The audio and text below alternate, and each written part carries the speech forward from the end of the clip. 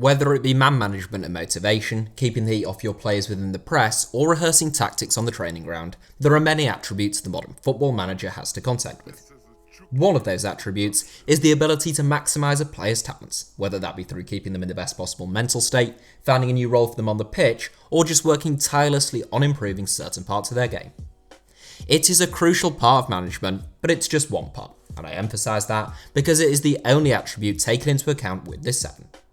These managers could be absolutely dreadful in terms of mind games in the press, making effective substitutes and signing players, but if they're brilliant at getting the most out of a footballer, they'll be in contention here.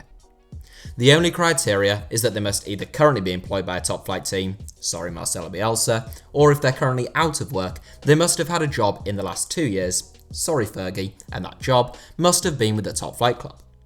That's simply because I cannot profess to know enough about lower leagues outside of England to make it fair including lower league managers from England, and because I don't think there's any point in including retired managers like Sir Alex, who was undoubtedly one of the absolute best in the business when it came to draining every last ounce out of a footballer. Here is my suggestions of the 7 managers who are the best at improving their players. Marcelo Gallardo. Getting us started in 7th place is a man who recently featured in my video looking at 7 football clubs who are managed by people who used to play for them. A fantastic playmaker during his playing days, Gallardo was a diminutive attacking midfielder who could beat players and cut a defence in half. Born in Buenos Aires, Gallardo came through the youth ranks with River Plate and he had 3 separate stints in the club's first team, interspersed among spells with PSG, Monaco and DC United. The 44-time capped Argentinian international is now back in his 4th stint with River, having returned to El Monumental as a manager in 2014. 5.5 years on, Gallardo has firmly established himself as one of the best managers in South America. He was named as South American Coach of the Year in both 2018 and 2019, and among the 11 trophies he has won with River Plate stand 2 Copa Libertadores, having been losing finalists in the competition in 2019. One of the primary reasons for Gallardo's tremendous success has been the way in which he has developed particularly a number of young players. He turned Ramiro Funes Mori into an Argentine international before selling him to Everton for almost £10 million. He signed Lucas Alario, who had previously scored just 12 goals in 60 games. He got a goal every other game out of him, as he too became an Argentinian international before joining Bayer Leverkusen for more than £20 million. Ezequiel Palacios, Gonzalo Martinez and Marcelo Saracchi are a few more examples, in addition to a number of players still at the club. Mauricio Pochettino. A year ago, Mauricio Pochettino might have been even higher in this 7, but there's no doubt his stock took a bit of a hit this season, in addition to a couple of other managers who will feature ahead of him in this 7, having done exceptional work with certain individuals. Like Gallardo, Pochettino is a former Argentina international, and the two were teammates in the national team in the late 1990s and early 2000s. Pochettino was a very capable centre-back, and the bulk of his playing days were split between Newell's Old Boys, Espanyol and PSG. It was with Espanyol that Pochettino began his managerial career more than a decade ago now, even though he's still aged only 47 and he has since managed both Southampton and Tottenham. Pochettino inherited a Southampton side with some real gems and some very good young footballers, but he still did a magnificent job with them. Youngsters like Luke Shaw, Nathaniel Klein and James Ward-Prowse all became very competent Premier League players, whilst more senior players like Morgan Schneiderlin, Jose Font and Ricky Lambert played some of the best football of their careers under Pochettino. At Tottenham, Pochettino only wanted players he felt had the right attitude and desire to work hard and improve under him. He inherited a team that hadn't finished higher than 4th since 1990 and guided them to 4 consecutive top 4 finishes, finishing as high as 2nd and reaching a Champions League final despite limited transfer expenditure. Under Pochettino, Harry Kane went from a faltering youngster with few first-team prospects to arguably the best out-and-out number 9 in the world in the 2017-18 season. Moussa Sissoko went from being the butt of many jokes to a formidable box-to-box midfielder. Kyle Walker became the world's most expensive fullback, and Son Heung-min became one of the most dangerous wide players in the world. Chris Wilder. Last season, Chris Wilder wouldn't have been eligible for this 7, given the top-flight entry requirement, but his Sheffield United side won promotion from the Championship last term as runners-up to Norwich City. It was an unlikely promotion on the grounds that the Blades had been in League One just a couple of seasons before, and Wilder was operating on a tight budget. The boyhood Blades fan is an exceptional manager though, and having worked wonders at Northampton Town, in a team blighted by financial trouble, Wilder brought his magic back to Bramall Lane. At Northampton, the 52-year-old took over a cash-strapped side in the League Two relegation zone. Wilder kept them in the Football League, finished mid-table the following season, and then won the League Two title in the next.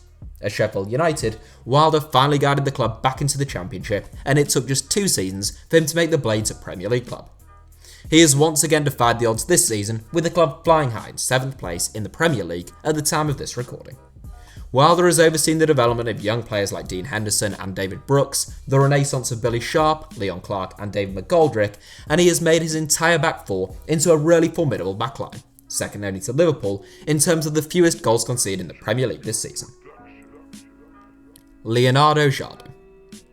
A manager who was born in Venezuela but raised in Portugal by Portuguese parents, Leonardo Jardim never played football before becoming a manager at the age of 27. One could argue until the cows come home about his talents as a manager, but one thing that I don't think is up for debate is the fine work that he has done in terms of improving players, and particularly young players. Marcos Rojo played the best football of his career under Jardim at Sporting Club de Portugal, but it is with Monaco that Jardim really got the most out of the players playing under him. Jardim played a key role in the development of the likes of Fabinho, Yannick Carrasco, Anthony Martial, Bernardo Silva, Timothy Bakayoko, Guido Carrillo, Thomas Lemar, Helder Costa, Benjamin Mendy, and of course Kylian Mbappe. Jardim had a bigger impact on some of those players than others, and some have become better footballers than others, but whichever way you spin it, that is a sensational list of players to have nurtured into real gems over a short period of time. Jardim may have his flaws as a manager, but he is undoubtedly among the best in the business when it comes to developing young talent. Julian Nagelsmann. Julian Nagelsmann is really laying down a gauntlet as one of the outstanding managers in world football this season. Nagelsmann has long been considered an exceptional young manager, having guided Hoffenheim to safety in his first half season aged 28, followed by 4th place, 3rd place and 9th place finishes in the Bundesliga.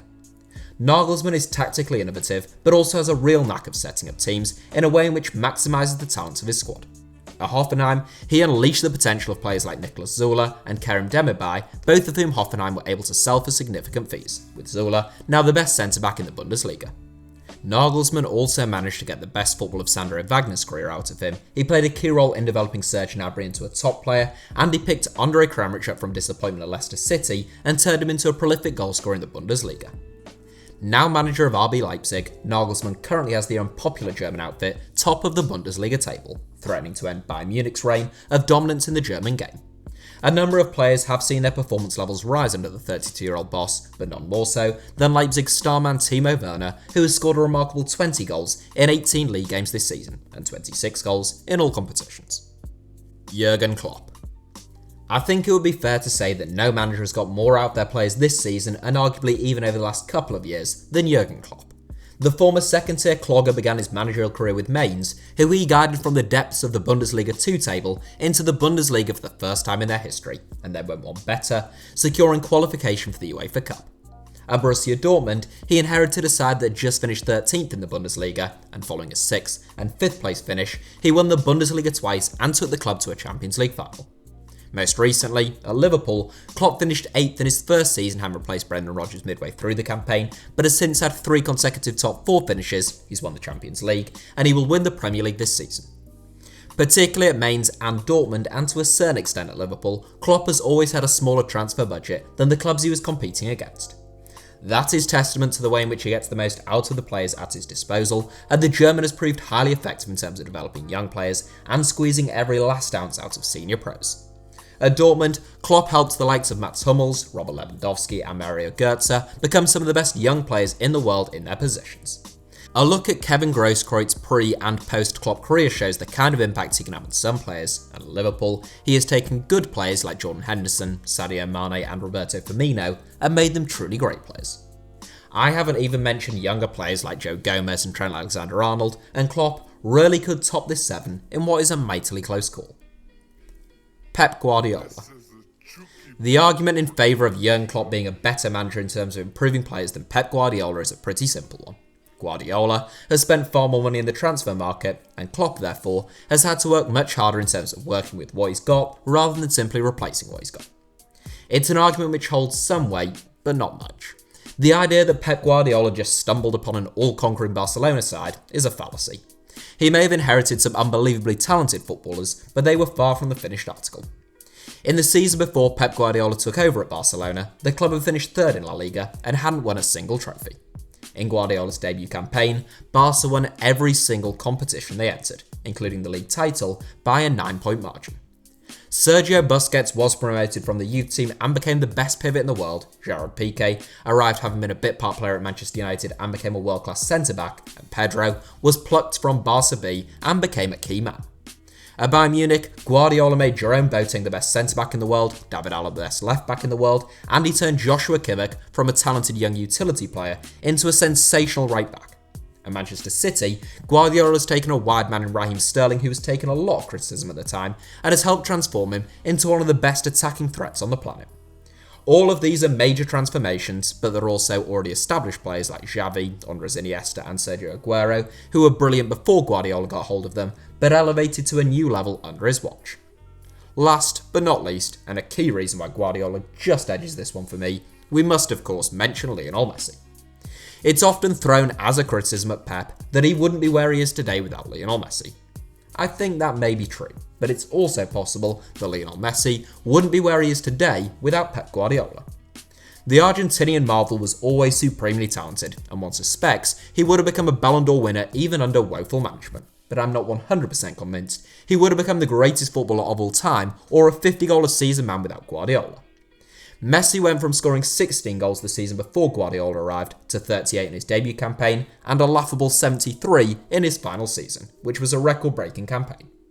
Guardiola is a master of getting the best out of very talented footballers, and we ought to be thankful that it was him who was managing Messi at such a fundamental stage in the Barcelona legend's development. That's it for today's 7. Thanks for watching, give us a like if you enjoyed the video, and obviously make sure you're subscribed to HITC Sevens. Also, if you're watching on mobile, just try tapping your screen now. Apparently that is sometimes required to bring up our little subscribe button and a couple of other videos that YouTube thinks you might enjoy.